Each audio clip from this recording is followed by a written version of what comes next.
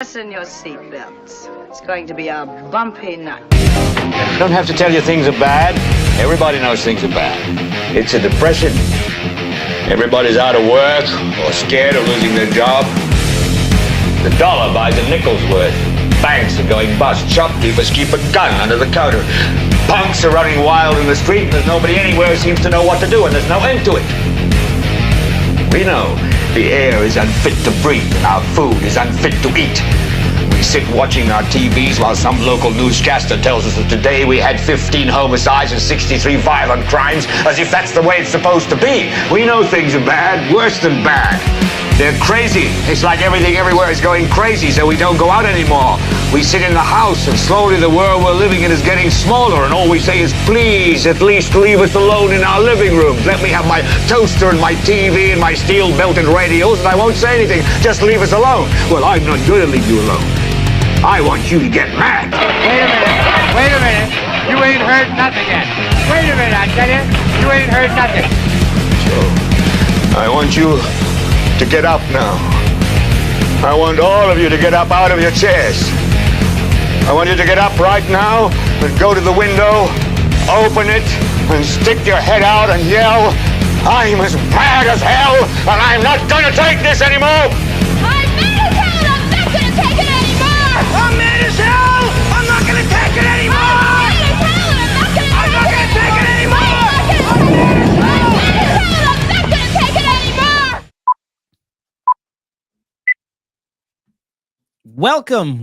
Welcome to another exciting David Pollack show. When I tell you it's exciting, we really are jam-packed today. A couple of great guests coming on. I can't wait to tell you about them. I'm freshly back from CPAC in the swamp of Washington, D.C. Lots of stuff happened. Donald Trump beats Nikki Haley in South Carolina, her home state. Of course, she thinks losing is winning, and give her a participation trophy for that. Michigan primaries tomorrow. Trump looks like he's going to win. I think 70-30 is what the polls are saying. He looks like he's going to clean up in Michigan as well. I'm sure Haley will stick around. And then, of course, Ronna McDaniel has finally called it quits. You can go to dcpatriot.com and check out my article on that. She is out. We might actually start winning here in the GOP. But before I go any further, I want you to introduce my superstar producer, Ryan Matta from Matta Effect. Ryan, what you got going on this week, bud? David, man, thanks for having me on the show. It's an honor to be here, and it's an honor to produce this show with you. If you guys want to learn more about crypto investing, swing over down to the show notes. You guys can follow me. I don't want to take up too much time. We got a jam-packed show for you guys, so I'll pass it back to you, David. Yes, sir. Go check him out. The guy is awesome. He knows his crypto. I understand crypto because of Ryan. But look, guys, I don't want to waste any time. I want to get right back into it because we have George Santos coming on to talk about Ronna McDaniel calling it quits. We'll talk about CPAC a little bit. But first, I got to give some love to Beard Vet. So we're going to take actually a quick break now so we can give you a whole long interview with George Santos coming up here uninterrupted. So don't go anywhere. David Pollack Show will be right back after these messages. Hello, Patriots, listen up. It's time to wake up and smell the freedom. Beard Vet Coffee is here to fuel your American spirit. This isn't just coffee. It's a battle cry in a cup, a declaration of love for the land of the free and the home of the brave. Crafted by the hands of those who've walked the walk, talk the talk, and, grown the damn beard. Vet-founded, vet-focused, and beard-operated. This is coffee with a mission, a purpose, and a testament to the unyielding American spirit. It's a tribute to the tireless resolve that courses through the veins of our great nation. This is the taste of victory, the flavor of freedom, the coffee that stands as firm as our belief in America's destiny to lead and never to kneel. Beard Vet Coffee is more than a brand. It's a legacy steeped in the principles that make America great. It's for those who stand with pride under the stars and stripes, who uphold the values that light the torch of liberty for the world to see. So, are you ready to supercharge your day the American way? Beard Vet Coffee is not just a choice. It's a declaration of independence from mediocre mornings. Bold, brave, unbound. Brewed for the American patriot. Beard Vet Coffee. Make your mornings great again. And welcome back to the David Pollack Show. I'm very excited for my first guest here. Joining me now is my good friend and congressman. That's right, congressman. I will never say former congressman. I won't say any, because in my mind, he is always the congressman because he was elected congressman by the people. And it was the dirty Republican establishment that decided he wasn't going to serve, not the voters. So he's still Congressman George Santos. Welcome back to the David Pollack Show. Thank you so much for having me, David. It's always an honor to be here with you. And you know what? You are exactly why I love politics. Explain. Well, look, it's that passion you have. It's that determination to stick it to the establishment and tell them that they do not speak for we the people. And matter of fact, we need to remind them constantly that they work for us. We go to Washington, D.C. to represent we the people. These political elites think that they are telling us what to do, that they dictate back to us what we're going to have. But the reality is we need to hold their feet to the fire. And that's what you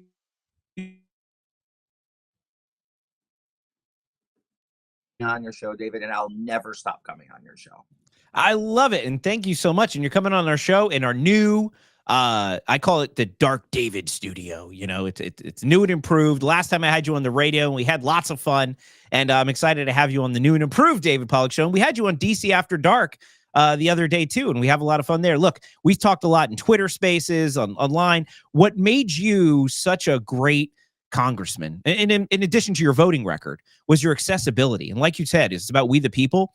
You would always show up on Twitter Spaces and you would talk to everybody. You give everybody the time. You answer questions. You were accessible. You gave everybody the inside scoop on what was going on with the speaker fight. And you would, and even when you didn't kind of agree with the angry MAGA position, but that I would say is I would get mad and be like, George, why don't we just burn it down? Why don't we do this? And you're like, David, calm down, give it the system time to work. You were always reasonable. You always articulated your point. We need more people in Washington like you. And we need you back in Washington as soon as possible. So yeah, so thank you for being here, and thank you for always being accessible to people. And I'm proud to call you a friend, and I'm thrilled to have you back here.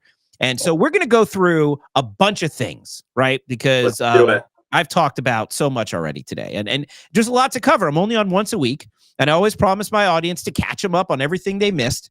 And every week it seems like, I don't know if the world is burning down or what, because so much has happened. But we'll go through, I think, the biggest ones first. And I think I didn't wake up today thinking this was going to be the biggest one, because I do want to talk about that murdered Georgia student because of our open border. But first, the thing that happened today, and we knew it was coming, and the title of the show, Bye Ronna. And by the way, every time I say that, you have to think in your head, Bye Ronna. See, that's what I had him do. You know what I'm saying? So I had that in my head. And so Ronna McDaniel. Look, I you can't stop. Now it's in your head, isn't it? I hate you. Yeah. Bye Ronna. I got to say something. Look, her picture was just up on the screen. If it could come back up, it'd be great, because I want to draw a really. It wouldn't be great, but we'll do it for you. Look at this. This is Ronna McDaniel when she walks into the DNC. Yeah. To the RNC, pardon me. Oh, whatever. Same thing, right? Tomato.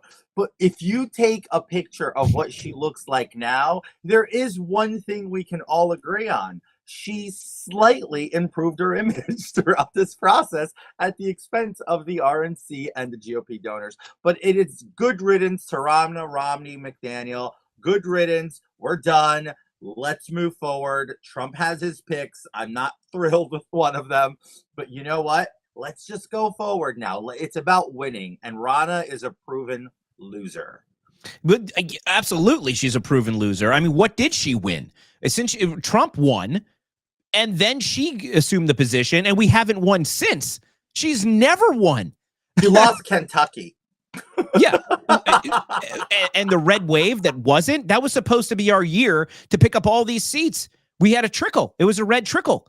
And it was a red wave in New York, David, in all fairness. But that's also thanks to Lee Zeldin's great gubernatorial campaign. And quite frankly, the swell. Well, yeah, but my campaign was derived from a great campaign Lee Zeldin had. And I know if people want to talk about, look, I did great in my district. I'm very proud of what I did. I won by 8.5 points, a district that Joe Biden won by 8. So that's a 16.5 point swing in the opposite direction. It's sad to see it swing right back into where it was before because of poor candidate quality and because of the absolute witch hunt against me. But here's the reality. Ronna McDaniel bared no participation trophy in the New York victories. That was all done by us in New York.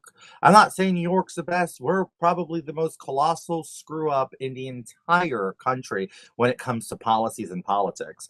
But you know what? The people had just about enough where 47% of New Yorkers voted for Lee Zeldin to be governor. And if it wasn't for that 400,000 people who migrated from New York to Florida due to the pandemic and the lockdowns and the draconian arbitrary laws that were passed forward by Cuomo and then upheld by Hochul, we would have probably had Lee Zeldin, because remember, Ron DeSantis grew his voter share by about 500,000 voters. One can argue 400 of those 500,000 were all New Yorkers who left New York and ran away. So we lost a very big chunk and voting block of Republicans in New York. But look, the red wave never happened because we couldn't get Ronna McDaniel to be serious about funding. We couldn't get Ronna McDaniel serious about literally allowing some of the rhinos and the establishment creatures to be primaried appropriately. So it resulted in loss after loss after loss. I'll give an example. I know you probably don't think he's popular, but here's a guy that was the only guy that can win his seat. And then we allowed the Democrats to interfere with the process of the election in Michigan. And then we ended up losing Peter Meyer. Yes, he voted to impeach Trump. That was a very foolish vote to take. He also was filling in the shoes of Justin Amash, who was also a very interesting politician. Let's just leave it at that, right? But the reality is very simple, is Ronna McDaniel bears absolute no credit to any loss or any victory we had. All she has is all the losses. So Ronna, carry all these L's. They're gonna be heavy, but you're a loser. Thanks from our radio audience appreciates not having a bleep or but I'll tell you this, and it wasn't just the red wave that she lost. I think it was the Supreme Court in Michigan, I believe. We lost because of her. The mayorship. Right. Wisconsin. That's right. It was Wisconsin. The mayor's race in Jacksonville. There was a few other special elections. The gubernatorial race in Kentucky. Absolutely. Kentucky. Do you know how many times in New York I joke around? I'm like, look, I'm a Republican. I'm a New York Republican. I'm not a Kentucky, Alabama Republican. Can't go that much over here. Well, guess what? Kentucky has a Democrat governor because Ronna McDaniel's incompetent. Absolutely right. And if it wasn't for Scott Pressler running around the country working his butt off, we probably would have lost a few more. I mean, Louisiana, It was probably all Scott Pressler, not Ronna McDaniel. Now, a lot of people want Scott Pressler to be the next chair. And look, I love Scott Pressler. I consider him a good personal friend. I think, I don't know if Scott necessarily wants to be GOP chair. I think, why not consider him for it? He is doing the real work. It seems that Trump has tapped Michael Whatley, I believe. I think he's the chair of the North Carolina GOP, and he seems to have some establishment ties and Bush ties. What's your thought about Michael replacing Ronna? Look, I love Donald Trump. I think he's great. I think he's fantastic. The best president of my lifetime. And I'll say that, I think, for a very long time. Trump still fails on certain occasions because of the people he surrounds himself with, to the likes of Brian Jack and so on. Michael Whatley is Ronna McDaniel in an empty suit. I think it's a bad move. I think the president should branch out to more conservative populist folks and less of the Bush-Romney quilt strand of the Republican Party. I love the president. I have an undying support for him, but I don't agree with him 100% of the time, and that's okay. Right? That's just part of how this is played. But I think Michael Whatley is a mistake. I think we should have somebody there that's relatable, charismatic, and that can fundraise. And I don't think that is what Michael Whatley is.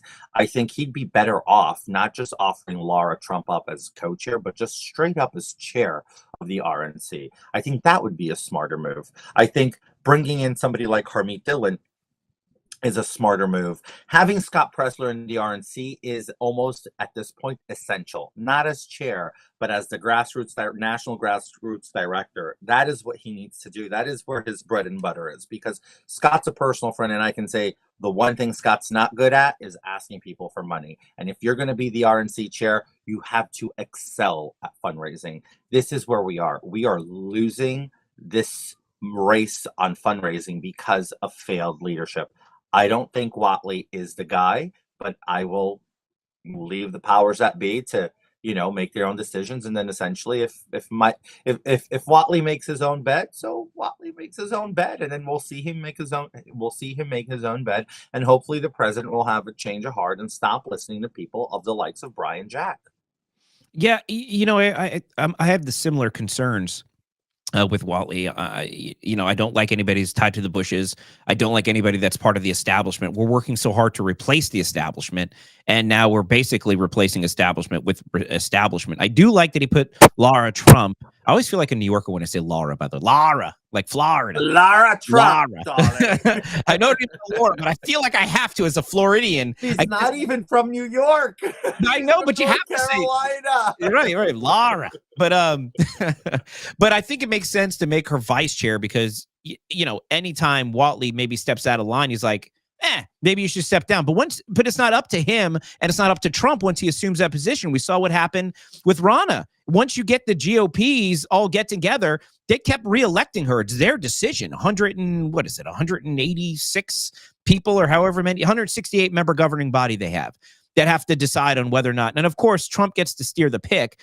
But, and I agree about Scott Presler. I think he should have a very senior role in the GOP. He understands how to win elections, and his grassroots efforts have to be implemented nationally. I do think that Scott excels in what he's doing, and putting him in that swampy, nasty position of fundraising, I think would actually limit his effectiveness. I think he's much more effective teaching people how to win. And David, yeah. To your point, Scott was a big part of my campaign. Yeah. A big part of the grassroots around my campaign to win, to activate volunteers. So yes, Scott is essential. Scott Presler is an essential part of the GOP. Agreed. And the fact that Ronna McDaniel failed to acknowledge that is just atrocious. But then look, let's bring it. Let's talk about this in the open, because I think I'm probably the most qualified person to say this. Yeah. We still stem from a little issue in our party, and that's acceptance and homophobia. I'm not saying it's widespread, but I think that there are reservations just because Scott's gay. Now, let me say this very clear. I've seen Scott go into rooms with the evangelicals, the Christians, the Jews, and everyone, all the religious dominations, and he thrives. He does very well. Nobody gives a flying bleep of who of what his sexual orientation is. You know what? Scott's a gentleman. Scott's a great man, and I think we need to incorporate him into the GOP moving forward for sure, especially at that grassroots level, because it is hard to see somebody that can activate grassroots like Scott. He's the best there is. I've learned a tremendous amount from him from the day I met him, and now I've got to know him pretty well. And nobody is better at organizing grassroots than Scott Presler. But you're right. It does speak to, man, I could talk to you all day. I'm trying to stay on topic because there's so much to get through, but you make me think of things. But I mean, this is an issue with the GOP in general. Like we've talked about this. We're trying to attract young people to our movement. We're trying to attract new people to the movement. And we keep showcasing this old fuddy-duddy, can't quite figure out how to be cool or mainstream component. And that's all people see. And what you've articulated about the homophobic element of the GOP, there's an anti-Semitic element and a racist element of the GOP. We'll admit that too. I mean, and I felt it firsthand. Right. But we have to call that out too, as Republicans. One of the biggest hate posts I've ever, and when I said, by the way, there was a black conservative that got attacked at Turning Point, Arizona by a racist component that identifies with the Republican Party. I won't say they're part of the Republican Party, but they're saying horrible things. And I questioned black conservative. Was this black conservative Rob Smith? Yeah. Yeah, Rob's a friend, very close friend. So you saw what happened in Arizona, right? It was absolutely atrocious, and and we need to say the cancer's name. You know why, David? Yeah. Because the more we say the cancer's name, the more we eradicate it, and it's unfortunate because Nick Fuentes has a large following of really good conservative kids, but they think that Nick is the end all be all. I have nothing against them. They've come after me because I went after Nick before, but Nick is a rabid anti-Semite, and he's xenophobic, he's homophobic, he's racist. I mean, what are we doing? We can't turn a blind eye to that kind of behavior and make it feel acceptable. So it's good. Look, I'm not trying to alienate Nick Fuentes' crew. I'm just trying to tell them, like, look, Nick might be a fun guy. Guys might like him, but some of the stuff he says is just wrong. This isn't about being conservative. Being conservative has nothing to do with being anti-Semitic. Being conservative has nothing to do with being homophobic. Being conservative has nothing to do with being racist. Those things are just bad things to be, period. You don't have to be one or any of those things in order to be a conservative. Do you know what being a conservative means? Somebody who believes in conserving our country, somebody who believes in fiscal responsibility, and for leaving a better country off for them, for the Nick Fuentes followers, who is the next generation of leadership of this country. We're fighting as conservatives to leave you a better country than we actually got, right? Because at the end of the day, millennials got shortchanged by Gen Xers and boomers, and we're here juggling the catastrophe that's been placed on our generation's hand in order to leave it forward to Gen Zers in a better position as humanly possible. That's why I fight, and I'm a conservative. But you guys don't help the movement if you're following somebody who is taking you down a path that is dark and unacceptable. We do not do racism in America. We do not do homophobia in America. We do not do anti-Semitism. We do not do discrimination in this country. This country was built on resolving all these problems of the past. That is why our past is not pretty. It is dark, and that is why I like to keep it alive, to serve as a reminder to never repeat itself again. That's why every time somebody protests a statue, no matter how heinous that person is, it is a great reminder to remind us where we come from, where we are, and where we should never go back. And that is what we should be telling the people who follow folks like Nick Fuentes. Yeah, I agree with you. And when I saw that, I was sickened. I actually posted it. I said, this is disgusting. I said, it's disgusting what they said. I said, but the worst part about this video is this was in Arizona during a Turning Point conference. It wasn't at the conference, but it was during a Turning Point conference. And the place is filled with conservatives. And how many conservatives kicked those anti-Semitic racists out of the room and said, this isn't acceptable? Nobody. Zero. And that was the point I made in my post. And I got a lot of hate for it. Trust me, they said some horrible things to me. My block button got busy. But the thing is, if we give people crap about not standing up, in New York, if an old lady's getting attacked by a thug, they're like, why is everybody just standing there filming it? I have the same question for the so-called conservatives in Arizona. If you see people treating somebody horribly in the conservative movement, even if you disagree on political issues, I don't care.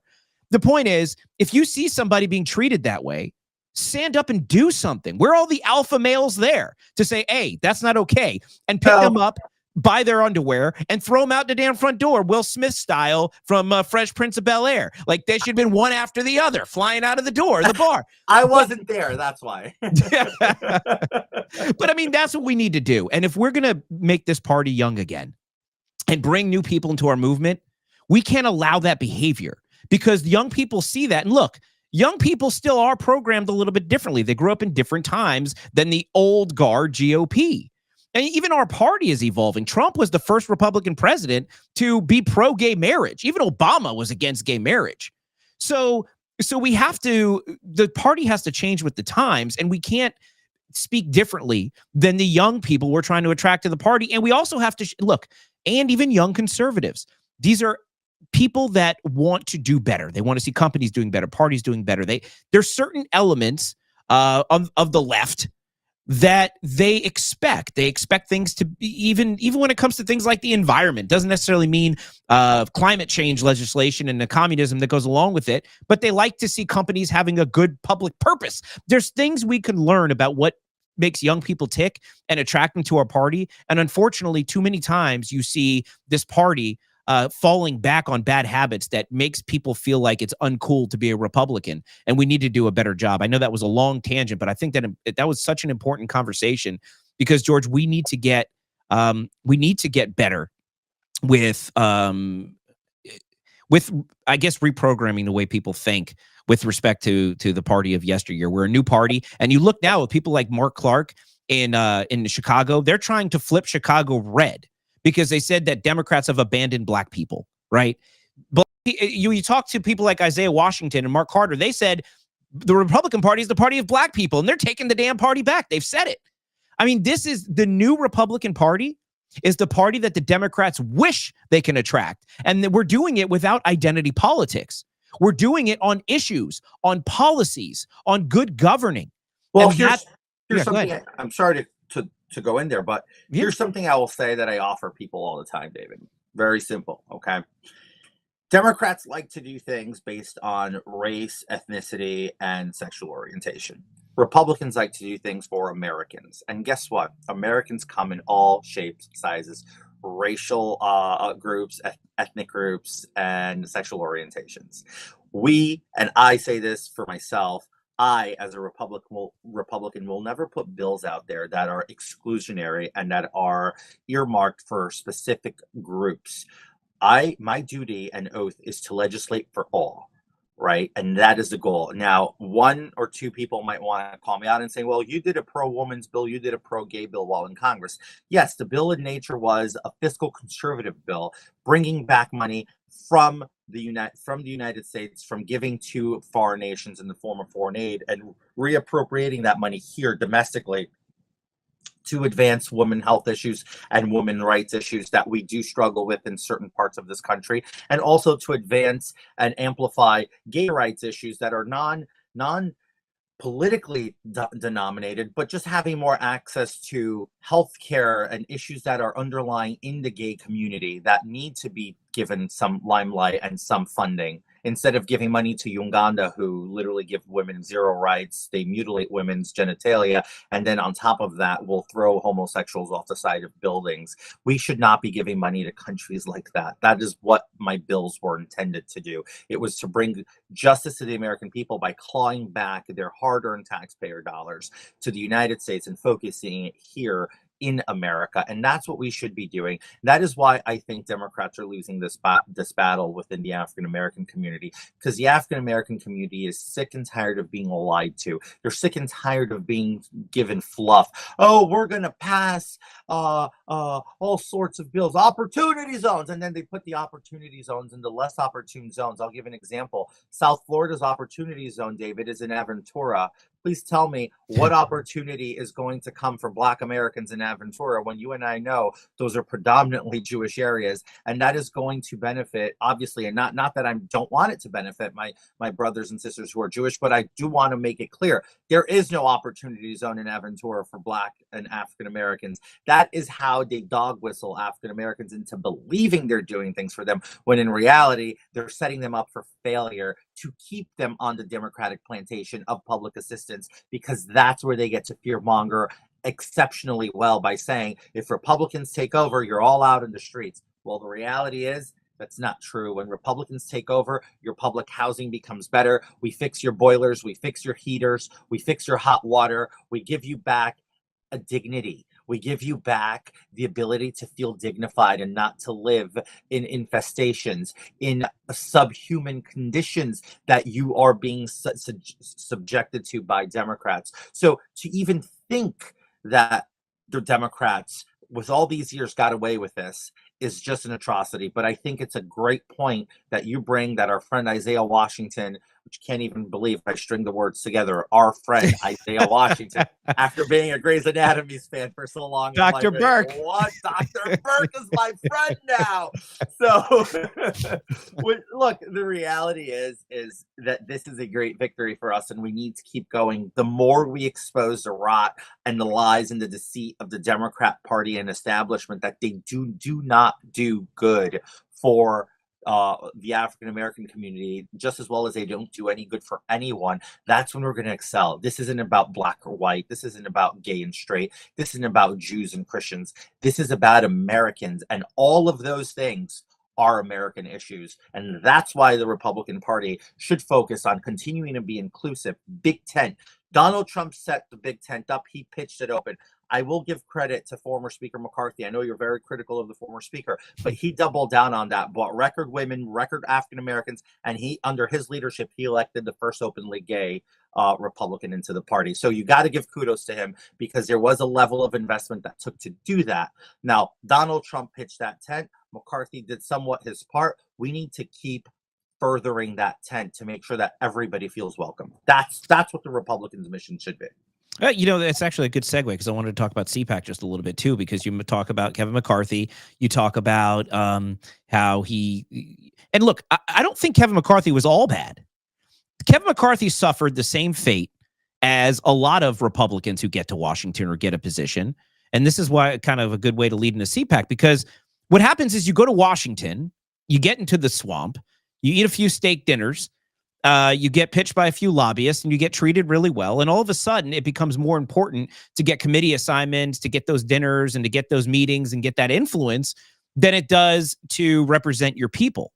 And Kevin McCarthy was elected on a series of promises, and I don't want to rehash all those, but everybody remembers the debt ceiling, the single subject spending bills, closing the border, all these opportunities he had to shut down the government, to get any one of those things like Trump did in 2016 to get funding for the wall, or I think it's 2018 to get funding for the wall. But the idea is Kevin McCarthy didn't fulfill his promises, and as a result, Matt Gaetz executed what was in there, part of the negotiation, and that's, hey, one person to motion to vacate, and it passed. And the Democrats that he did deals with, 100% of them voted to remove him. So whatever, water under the bridge, right? But that being said, and this is why I wanted to talk about CPAC. Look, I think CPAC's a great organization. I love going to CPAC. I had a lot of fun in Orlando CPAC. So I go to the one in Washington, and only CPAC I've ever been to was the one in Orlando. And it was a totally different energy. It was more of a grassroots energy, kind of like, this is how we change things, different type of people. And then you go to DC, and this was my first one. It was totally different. It was more, I don't want to call it stuffy, but it was definitely more Washington-y. It was more establishment-y. The people that were there were more of the Washington establishment type people. It was less of the grassroots type people, other than the day when Trump was speaking. So I definitely noticed the difference between the two. And so for me, I'm thinking here, I'm like, here we have this organization that has been, a leader in conservatism for the Republican Party.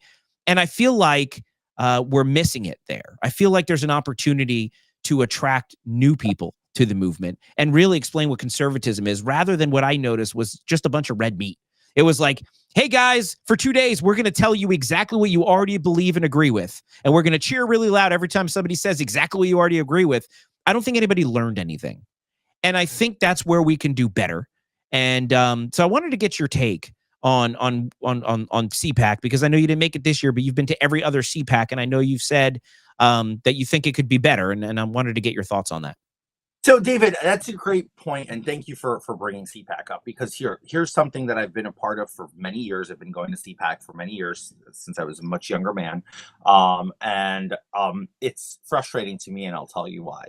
Yes, I experienced the Hyatt version in Orlando. I experienced the Rose and Shingle Creek version in Orlando. I experienced the Hilton version in Dallas. I've experienced CPAC out of DC, and I've experienced CPAC in DC. What you saw in Orlando were exceptions to the rule. What you saw in DC this past week was CPAC. That is what CPAC is. CPAC does not offer opportunities of education, knowledge, or growth. It is one big party. I like to call it Matt Schlapp's rendezvous of his frat days, and just hosting it for 3 days in a row so he can have his frat parties and his suites filled with liquor and booze and all his friends.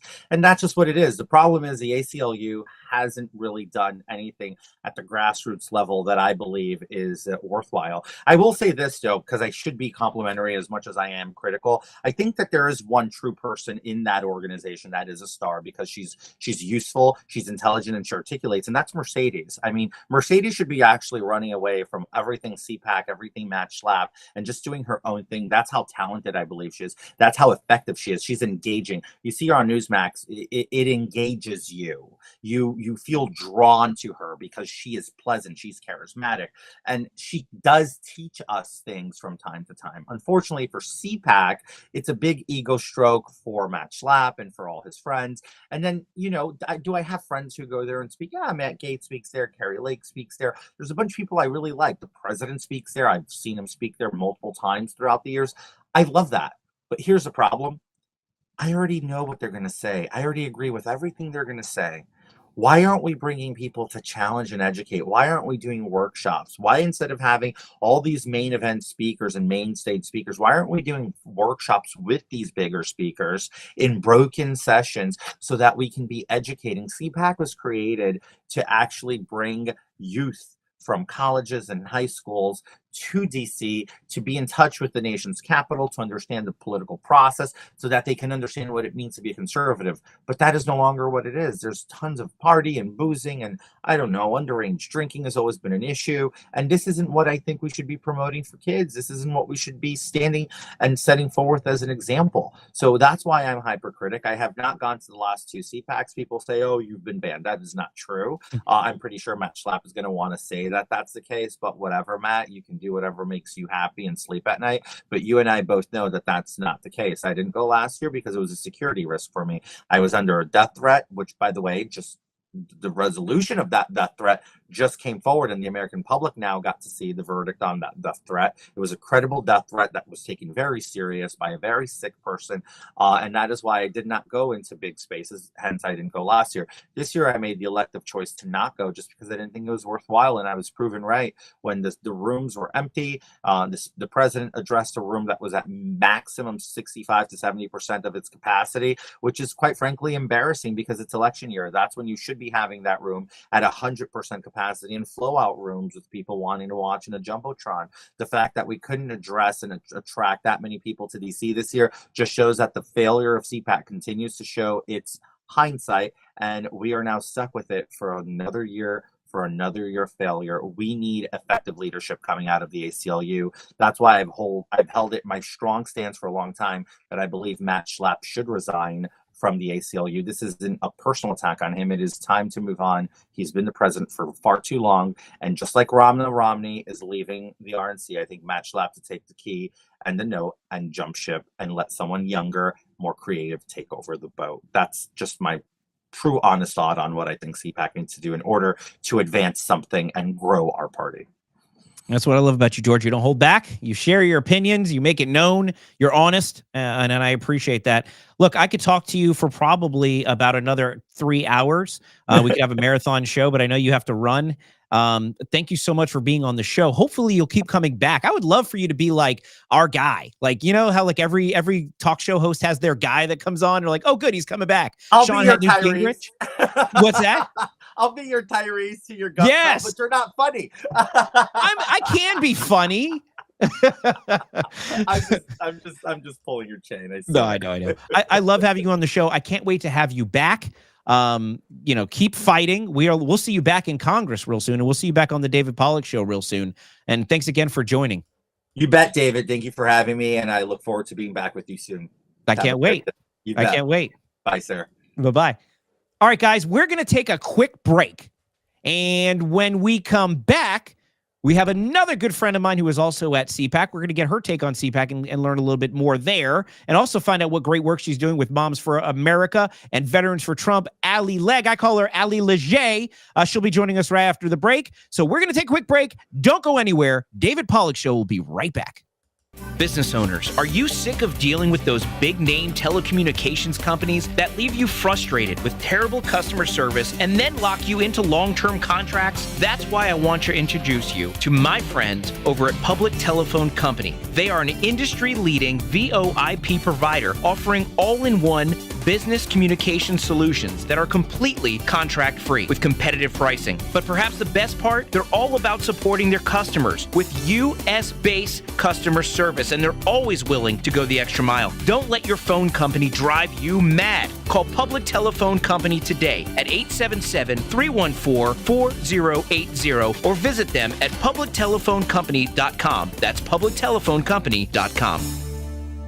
With today's economic environment, it's never been more important to secure your hard-earned wealth for you and your family's future. FinSec Life works to offer industry-leading customer service to help successful individuals and businesses protect their wealth.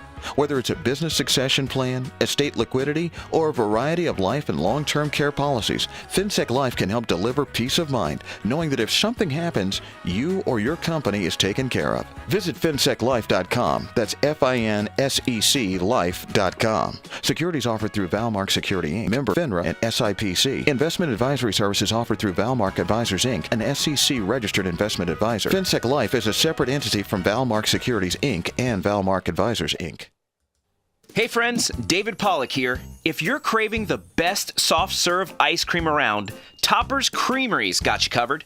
Serving the Apopka community for over a decade, Topper's is known for the finest old-fashioned custard-style soft-serve ice cream in a variety of flavors, from their French vanilla bean to exciting specials like German chocolate cake. But the experience doesn't end there. Be sure to grab a fresh baked waffle cone or a sundae topped with my favorite, the fresh baked brownies. They even offer pup cups for your four-legged friends. So hurry in to Topper's Creamery in Apopka, South 512 Hunt Club Road. Make sure to tell them David sent you. And welcome back to the David Pollock Show. Just as I promised, we are now joined by my good friend. I think she's vice president of Veterans for Trump, and I think she's the director of... She does something important with Moms for America, and she's going to tell you about it right here in a second. Allie Legge, a.k.a. Allie Legge.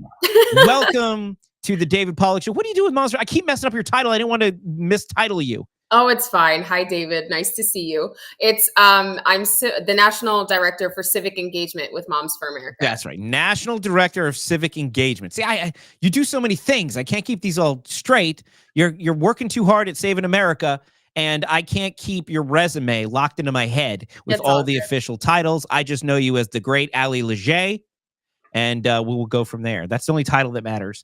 Well, So thank you. we're just at CPAC. Now, I just spoke to George Santos. He shared his thoughts on CPAC. And, we saw each other. We had a lot of fun. You did a ton of media hits promoting both organizations, and you did a great job with that. We saw some great speakers, and it was a lot of fun. We had a lot of fun. The camaraderie was great. And I wanted to get your take. How did you like CPAC? How was it for you? What were your experiences like? Tell me about CPAC. I think CPAC is always a fun time, right? I do, however, believe that in DC, it's a little stuffy. You don't get as much of the younger crowd. I feel like I think the best CPAC was when it was in Florida. And I believe there was one in Texas, I believe in 22, that was pretty okay. But the one definitely in Orlando was the best one by far that I've been to for sure. DC is just, the energy's off. You feel like you're walking around in the swamp. But it's really nice to see a lot of the people that, people that we're around, people we talk to all the time, the independent media, as well as a lot of the good news stations that are out there that are actually pushing news to the people that actually need it instead of, the garbage that we see on the corporate media side. So it was fun. I had a lot of fun. I got to speak on War Room with Steve Bannon.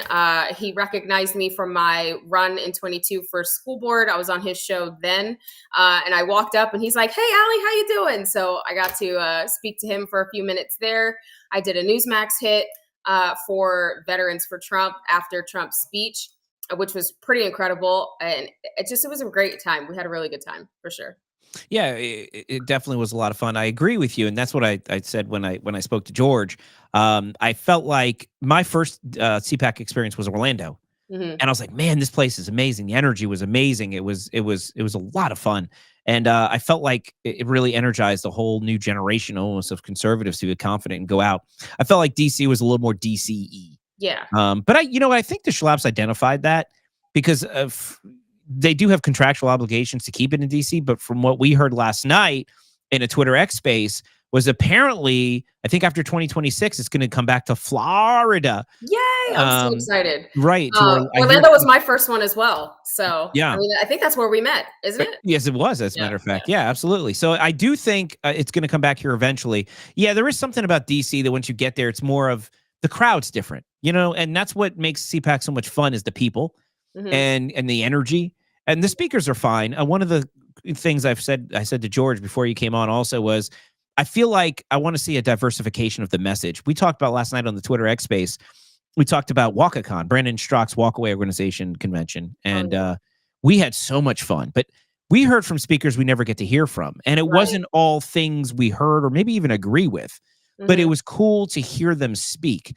And so I think what CPAC, the difference for me with CPAC and some of these other conferences was, it wasn't just all red meat at WalkaCon. Like it was challenging things. It was different. It was experiences. And CPAC, it was speaker after speaker of saying things that, of course, we agree with. So I would like to see, I think, in the future, having a little bit more diverse opinion, not so much negative. We don't need a liberal up there talking. I mean, they did. Look, they had Tulsi Gabbard. They had her.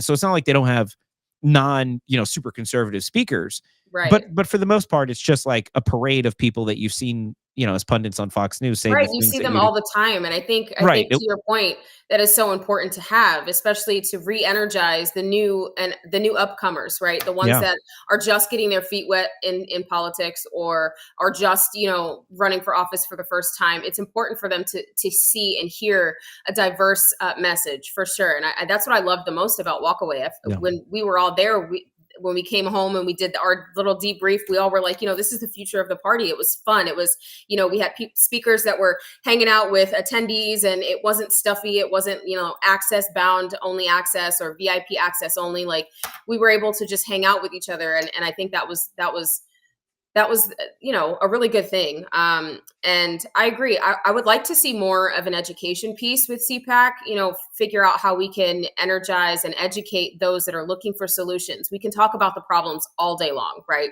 But if we're not trying to have conversations to figure out what those solutions are and provide action steps, plausible action steps to move the needle, to get things done, to push our America First agenda so that we can save our nation from tyranny.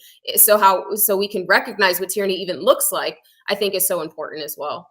Yeah, I agree. And it did kind of rub me a little bit like, especially when what was that prime minister lady that was there? Oh, I can't remember, but she was like prime minister for a month in England or something. She had like 17 guys around her. Oh my And they were literally like, it was like a giant mob scene. They're like pushing people out of the way. It was just like their security Puppet Carlson was there, and they kept calling him a prop, which was very against mannequin Americans. And it was very it was kind of frustrating. And then the other thing is, you're right. It's like there's tiers of VIP there, and it is. It doesn't. You don't feel like you're part of it. You feel like you're participating in it. And it's really expensive too for like the average American, especially for, in times like this where we're seeing, record inflation because of the tyrannical leaders that we currently have occupying our White House and Congress that can't get the freaking job done, what they're supposed to be doing.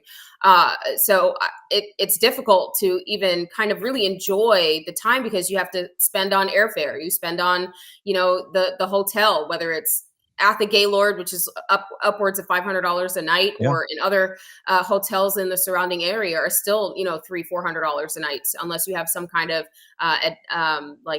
group membership or something like that. It's pretty expensive, and then you got to spend it on food and all these things. And then the one thing that I didn't like was that there were no like water stations.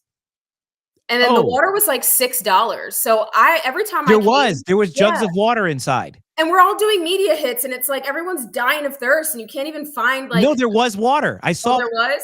Yes, you just missed it. There was water. It was constantly empty. Like, what was going on? Oh, well, maybe that was the fact. Yes, but I did find water because I remember I did a 7 a.m. media hit, and I'm like, I just bought like $8 water. Oh my god! And I see the jug. I'm like, son of a. But yes, and I was like, I'm gonna fill up my bottle there later. I never did, but yes. Well, that's why you guys kept calling me the mom of CPAC, because I was walking around with my big giant purse. Yeah, all the waters and all the things inside of it. Like, I gotta make sure my boys are good, Right. Yeah, you were like Mary Poppins. You were pulling out. You pulled out a whole water cooler at one point. You pulled out. you pulled out a whole vending machine of different snacks. It came out of the purse. You set it down, and then you had the money in your purse for us to pay the vending machine to get the snacks out. It was, I don't know how you carried all that in your purse. It looked heavy. Look, but, I'm a mom. Okay. We yeah. have to be prepared for all things. So yeah. So speaking of moms, you have that title that I can't remember for Moms for America, Director of Outreach, Engagement, and Civic Engagement and taking over the world. Tell me how's that's going for you, what that entails, what you guys are doing, what you're working on. Well, it's going really good. I have a couple of programs that I'm running. We have school district ambassadors where we want one person or several people in every single district, which is upwards of 13,000 in our nation, to properly petition our school boards. And you do that by understanding and knowing the proper roles and responsibilities of those that are hired at the district level and those that are elected in order for you to properly push forward student-focused, academic enriched policies, right? Because as we've seen over the last several years, our school boards and those that work at the district do not have our students' best interest at heart or at mind when they're creating these policies or voting on policies.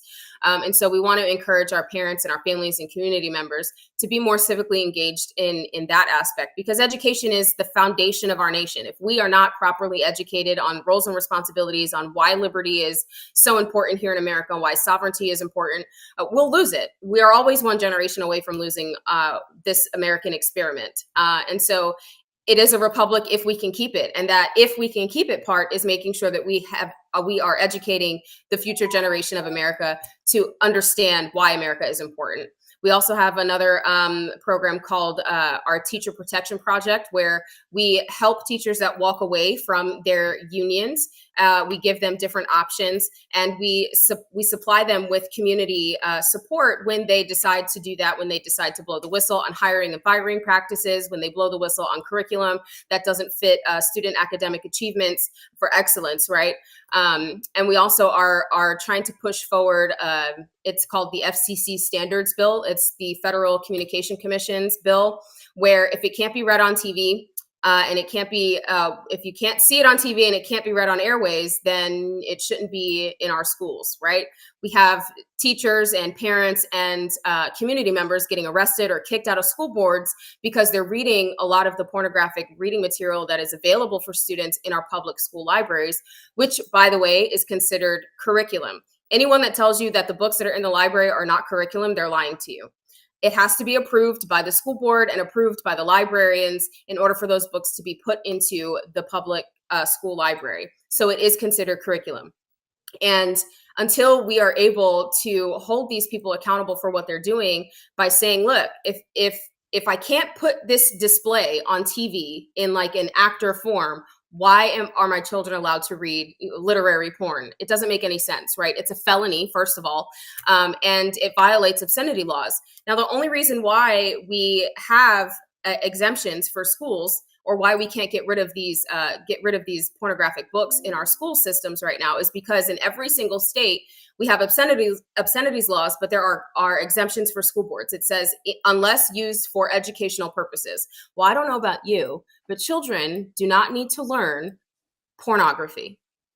That's not educational. It doesn't help them pass their SAT. It doesn't help them graduate on level. It doesn't help them pass their driver's test. Like, it doesn't help them pass any of their core curriculum and set them up for life after school unless we're trying to set them up to be escorts. And that's exactly what this pornography is doing to our children. And we've seen that public comment doesn't work.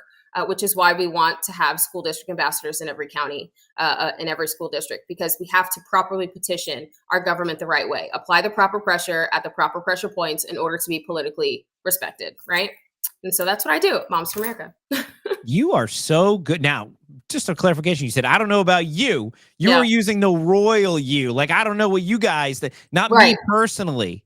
No, not you personally, but I mean, I think honestly, every parent, and this is what is so important too, is that education is not a partisan issue. It's a nonpartisan issue. Everybody can stand behind having our children properly educated on their core curriculum. When you're learning about race in a way where you're degrading your neighbor or your schoolmate, that is counterintuitive to what you're supposed to be doing. It's counterintuitive. It's the antithesis of what America is built on. We are a melting pot of all people, of all cultures, of all different skin tones, and to teach children to have an ideology that is opposite of that is not American. It is actually communist, and it comes from Maoism. That's how Mao was able to control the youth. It was called the Red Guard, and it was called Agents of Change. He had teachers that were in the schools that indoctrinated children into his ideology, and then when they went home and their parents didn't align with the ideology, the students would rat out their parents, and Mao's Red Guard would come in and take the parents away, and then the children would be a part of the state. That's exactly what's happening when you see parents that don't want to transition their children because they don't believe in the gender cult, or you know what I'm saying? So we have states that are trying to strip away parental rights, which is absolutely asinine to think about, because parental rights used to only be able to be taken away through the judicial system by due process. And what we're seeing with these states, when they're trying to usurp that, they're circumventing the judicial process and due process. And it's unconstitutional in so many different ways. But because we don't have an educated voter populace or an educated populace, people don't understand how to fight back when they want to fight back. But because of 2020 and what we saw in J6, people are afraid to fight back because parents don't want to be put in jail. They don't want to be raided by the FBI and have guns drawn on them while they're sleeping and their children are in the room. They don't want that. And so I think what people need to understand is right now we have communists occupying our White House, and they are weaponizing our government against the people to keep us quiet from fighting back, because they know that we outnumber them. It says we the people for a reason at the very top of our Constitution. And if we are too afraid to stand on principle that we are a free nation, we are a sovereign people, then they win. And we have to figure out, what are we willing to sacrifice for liberty? Liberty is not free. It requires a very significant level of sacrifice. I mean, you can go back and watch any of but listen or read to any of our founding fathers, whether it's their letters or that they sent back and forth to their wives or back and forth to each other. They were all very young. And they were all very nervous about what they were doing, but they signed their names on that Declaration of Independence anyway, knowing that they could die. That is the level of sacrifice. And when we have our military and our first responders who have taken the same oath our elected representatives have, which is to uphold and support the U.S. Constitution and serve the people of the United States, who are not abiding by that, we're in tyrannical times. You know, and I like to explain to this way. 80 years ago, we were in World War II. 80 years before that, we were in the Civil War. 80 years before that, we were in the War of our Independence. Now is our time to stand up and find that intestinal fortitude to stand on principle, walk in the dominion that we have here on this earth, and make sure that we are sacrificing whatever it is that we need to sacrifice in order to maintain liberty and freedom in the United States, or we will lose it forever. Now you guys know why I keep telling Ali Legge, which is going to be her presidential name. Now you guys know why I keep telling Ali Legge that she's going to be president of the United States, and I'm going to serve in her cabinet, because, I mean, everything you're saying is truth. You have a ton of energy. I mean, yeah, you are awesome. Thank you. You guys might not know, she ran for school board in 2020. It came very close to winning in 2022. I did. Yeah, 2022. Yeah. Oh, that's 22. Yeah, that's right. And you came very close to winning in a very difficult race. And I don't think we've heard the last of you, especially and definitely not on this show, because we're going to have you back, because I could talk to you all day, but I'm out of time. Unfortunately, I only have so much time on the radio. But Ali is joining us actually in a few minutes here on DC After Dark. So if you guys want to hear more from Ali, just go over to DC After Dark. We'll be on tonight, continuing this conversation.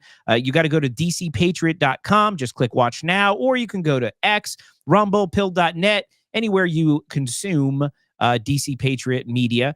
But go and check out Ali Legge. She's over on Twitter. She's also the vice president of Veterans for Trump. She works for Moms for America, and she's doing a fantastic job. Ali, thank you so much for being on the show. We'll talk to you here in just a couple minutes on the next one. Thank you so much, David. I really appreciate you. Yeah, thanks for coming on. You got to come on again real soon, okay? Of course. Bye. All right. Bye-bye. All All right, guys, that is all the time I have for tonight. Again, go over to dcpatriot.com, click watch now. Go check us out now at DC After Dark. It's coming on right now with co-host Matt Couch and Puppet Carlson. But that is all the time I have for you tonight on this radio show. Thank you so much for joining every single week, and we'll see you again, same time, same place next week. Good night, everyone.